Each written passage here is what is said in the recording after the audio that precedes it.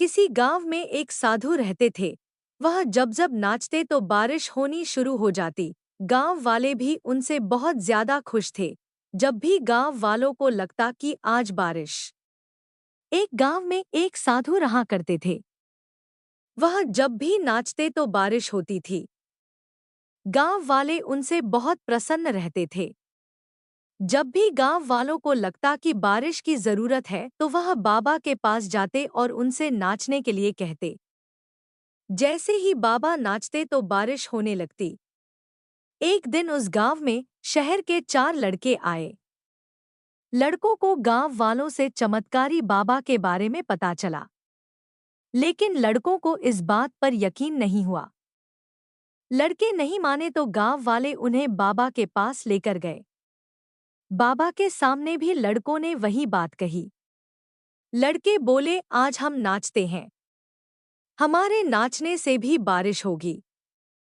एक एक करके सभी लड़कों ने नाचना शुरू किया। पहला लड़का 10 मिनट तक नाचा, लेकिन बारिश नहीं हुई। दूसरा लड़का आधे घंटे तक नाचता रहा और बारिश नहीं हुई। ऐसे ही बाकी दोनों लड़के भी नाचे, लेकिन बारिश का नामोनिशान नहीं था। अब बाबा की बारी थी। बाबा ने गांव वालों के सामने नाचना शुरू कर दिया। बाबा को नाचते हुए 2 घंटे हो गए, लेकिन बारिश नहीं हुई। बाबा को नाचते नाचते शाम हो गई। तभी अचानक से बादल गरजने लगे और बारिश शुरू हो गई। यह देखकर सब लोग हैरान रह गए।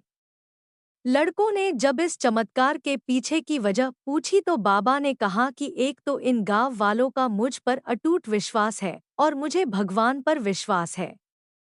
दूसरा कारण यह है कि मैं तब तक नाचता हूँ जब तक बारिश ना हो जाए, भले ही कितनी भी देर क्यों ना हो जाए। कहानी की सीख, इस कहानी से हमें यह शिक्षा मिलती है कि नया काम शुरू करते वक्त कई बार असफलता मिलती है।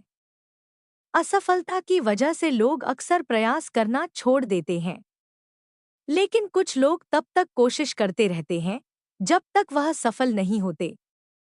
इसीलिए असफलता से घबराना नहीं चाहिए, बल्कि सफलता के मिलने तक लगातार प्रयास करते रहना चाहिए।